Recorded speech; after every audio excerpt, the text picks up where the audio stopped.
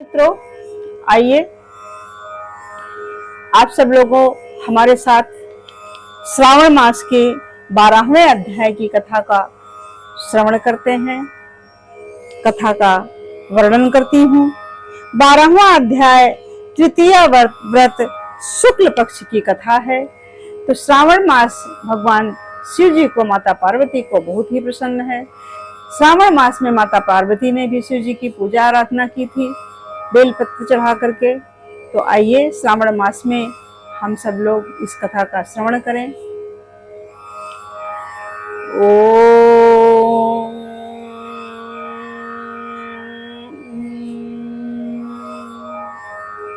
नमः शिवाय।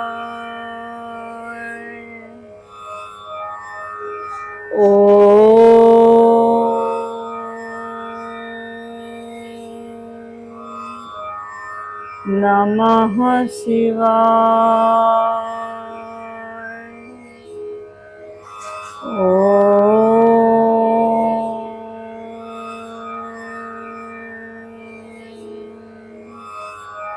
नमः शिवाय।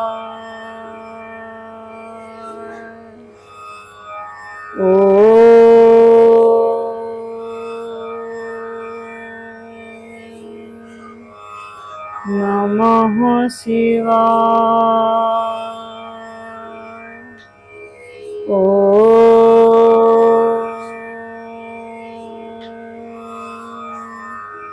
नमः शिवाय।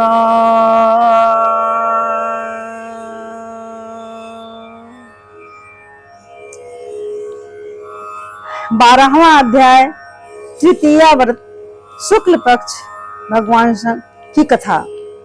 भगवान शंकर सनत कुमार से बोले, अब तुम श्रावण शुक्ल तृतीया तिथि की जो कथा की जाती है उसके बारे में सुनो। तृतीया तिथि को स्वर्ण गौरी का व्रत किया जाता है। उस दिन प्रातःकाल स्नान करके 16 उपचार से भगवान शिव गौरी की इस प्रकार पूजा करनी चाहिए। हे देवाधिदेव, मेरे द्वारा की गई पूजा को आप स्वीकार करें।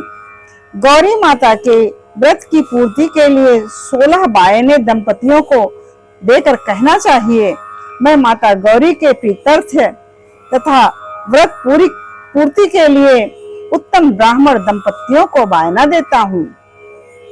चावल के आटे से निर्मित 16 पकवान बांस की 16 टोकरियों में उन पर वस्त्र रखकर सपत्नीक 16 ब्राह्मणों को बुलाकर निवेदन करें। मैं व्रत की संपूर्णता और फल प्राप्ति के लिए बायना देता हूँ।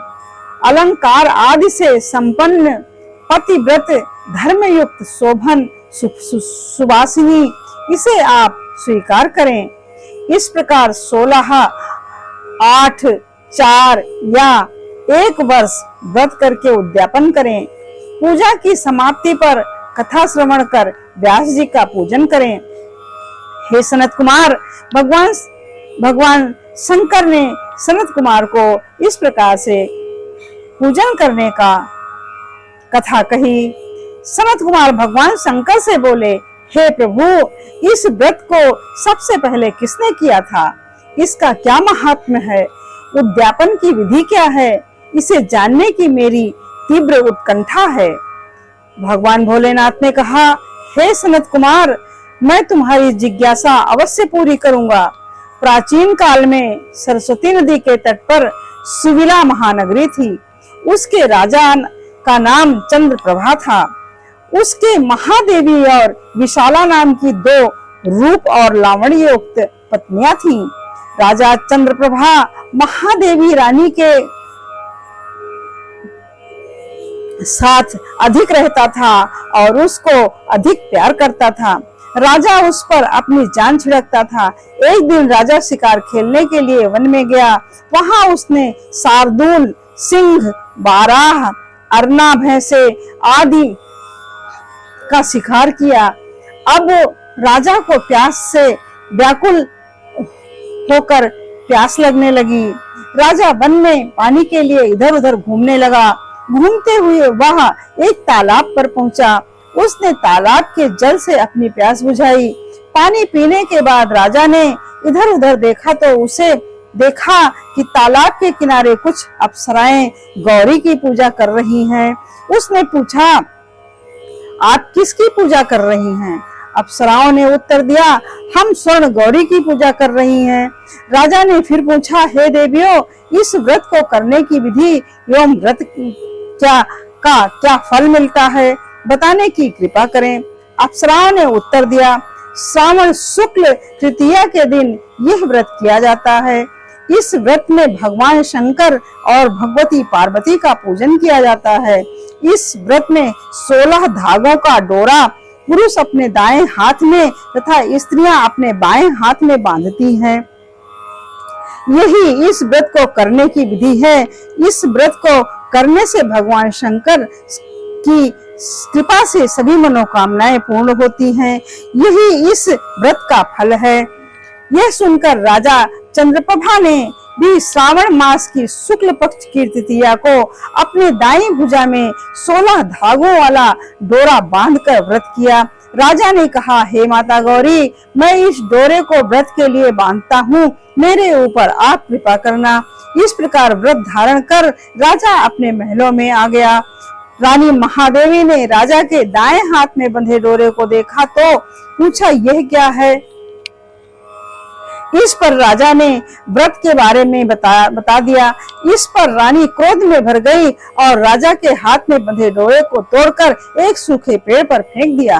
राजा ने रानी से कहा, ऐसा कर तुमने अच्छा नहीं किया है, तुमने ये माता गौरी का अपमान किया है। इधर राजा की दूसरी रानी ने देखा कि सूखा पेड़ डोरे के प्रभाव से हरा भरा हो गया है। छोटी रानी ने उस डोरे को अपनी बाईं भुजा में बांधा। ऐसा करने से छोटी रानी डोरे के प्रभाव से राजा की सर्वाधिक प्रिय हो गई। इधर बड़ी रानी व्रत का अपमान करने से राजा द्वारा त्याग देने के कारण दुखी होकर वन में चली गई। वहां महादेवी का ध्यान कर पवित्र मुनियों के आश्रम में ठहरी, परंतु मुनियों ने उसे देखकर कहा, अरे पिशाचिनी, यहाँ से चली जा। राजा व मुनियों द्वारा तिरस्कृत रानी जंगल में घूमती हुई थक कर एक जगह बैठी व गौरी का स्मरण कर पश्चाताप के आंसू बहाने लगी। रानी को दुखी देखकर देवी को उस पर दया आ गई और उसे दर्शन दिए। रानी ने देवी को दंडवत प्रणाम किया और उनकी स्तुति करने लगी। हे देवी, आपकी जय हो, आपको बारंबार नमस्कार है। हे भक्त वरप्रद, आपकी जय हो। हे मंगले, आपकी सदा जय हो। इस प्रकार से रानी ने देवी की जय जयकार की। इस प्रकार भक्ति के द्वारा देवी से वर प्राप्त करके बड़ी रानी ने गौरी अर्चन करके व्रत किया। इस व्रत के प्रभाव से राजा बड़ी रानी महादेवी को वनों से महलों में ले आया। देवी के प्रसाद से राजा तथा उसकी रानियों की सब इच्छाएं पूर्ण हुई। दोनों रानियों सहित राजा